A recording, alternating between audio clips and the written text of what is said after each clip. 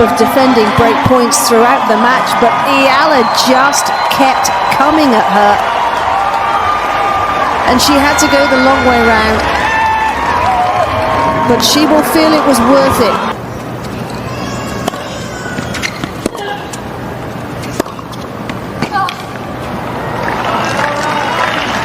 And she's got a little bit of time. So good on that forehand cross court.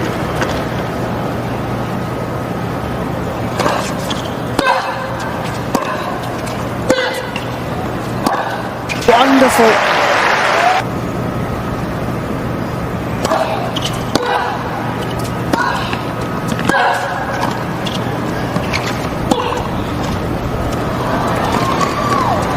Well handled. Had to keep her concentration.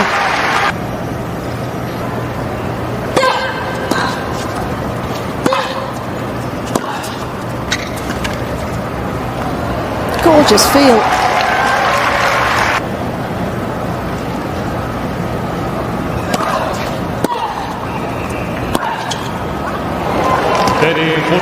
Yet again.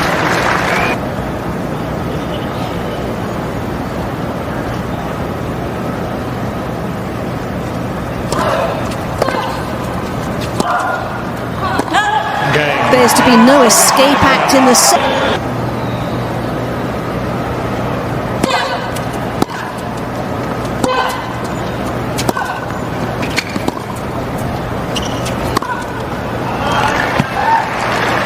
Two hours 17 already on the clock.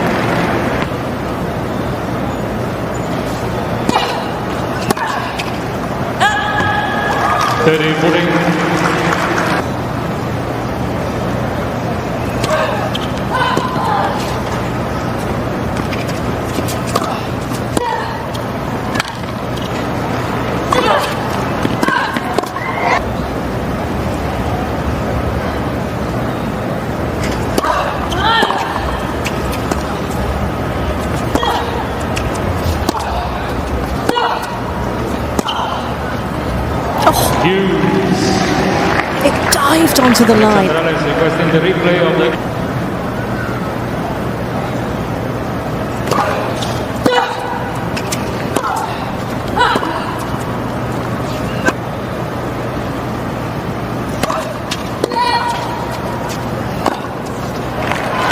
No surprise.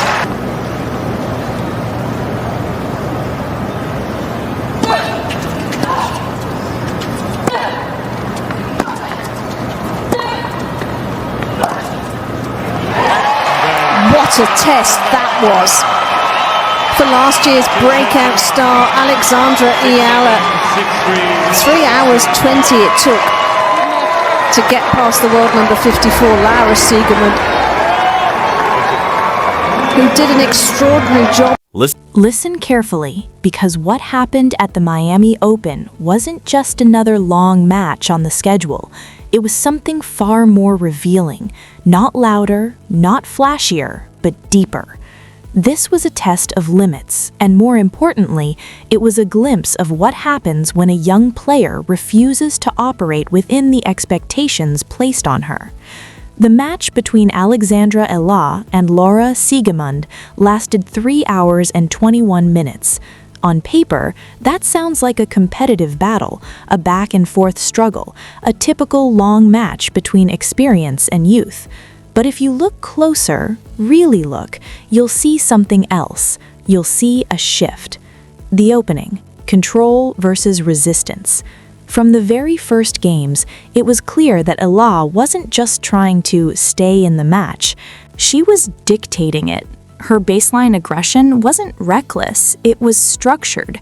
Heavy topspin, deep placement, and a willingness to step inside the court early. She took time away from Siegemund, forcing the veteran into defensive patterns earlier than expected. Siegemund, known for her tactical variation, tried to slow things down.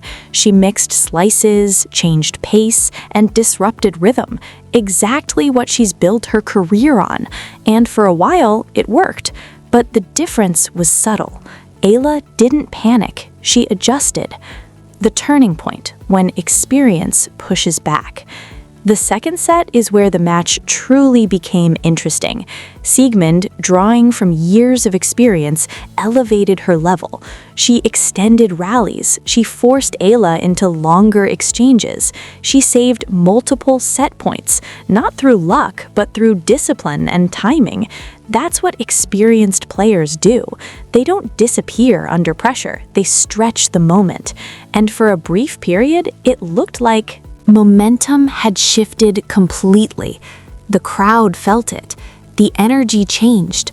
The match slowed down. Eala was no longer in full control. She was being tested. The real story, response under pressure. This is where most young players struggle, not in the physical rallies, but in the emotional transition between losing control and regaining it.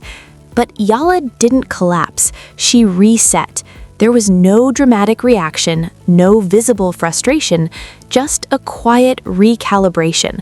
Her shot selection tightened, her footwork sharpened, and most importantly, her decision-making improved. Instead of forcing winners, she constructed points again. Instead of rushing, she absorbed pressure. That shift, as small as it may seem, is what separates potential from progression. The third set, endurance becomes the battlefield. By the time the match entered the final set, it was no longer about tactics alone. It became about endurance, not just physical endurance, but mental endurance. Long rallies, extended games, constant pressure. Both players were operating at the edge of fatigue.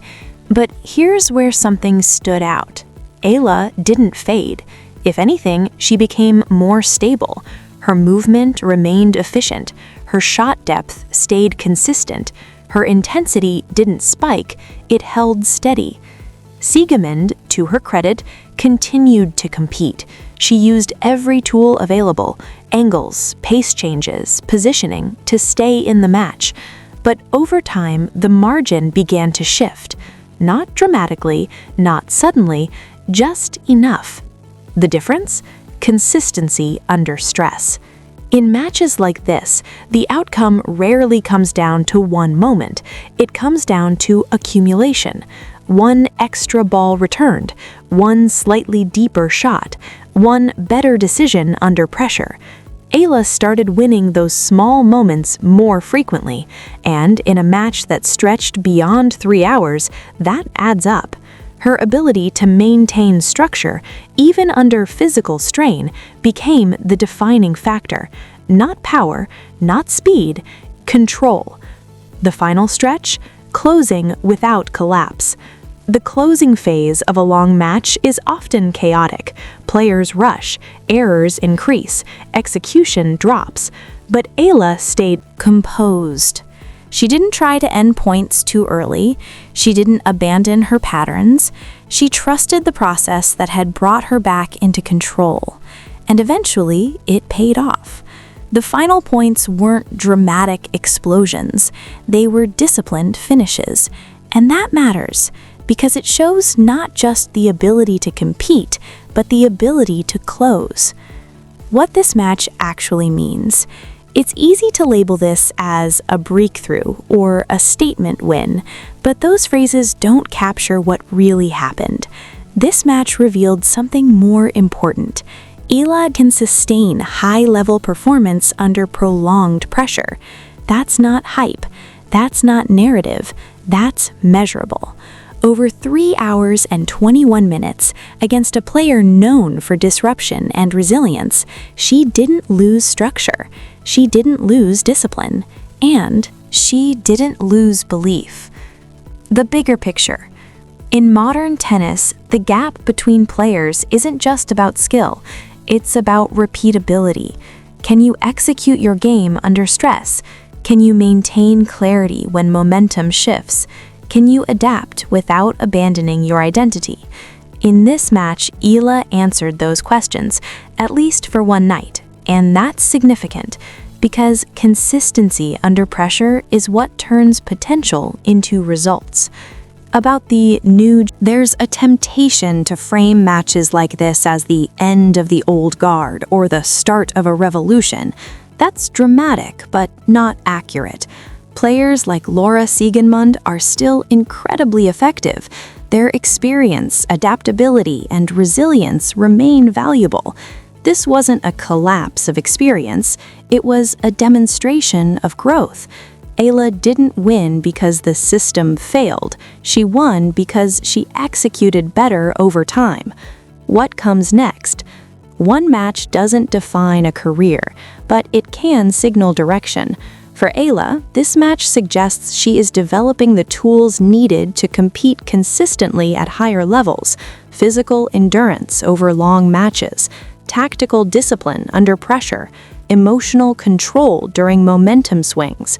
Those are not small things, they are foundational. Final thought. The match at the Miami Open wasn't about domination. It wasn't about spectacle. It was about endurance. It was about adaptation. And it was about execution when it mattered most. Alexandra Eala didn't just win a long match. She showed that she can handle the kind of pressure that defines elite competition. And that, more than anything, is what makes this performance worth paying attention to. Because in tennis, the difference isn't who starts strong, it's who lasts.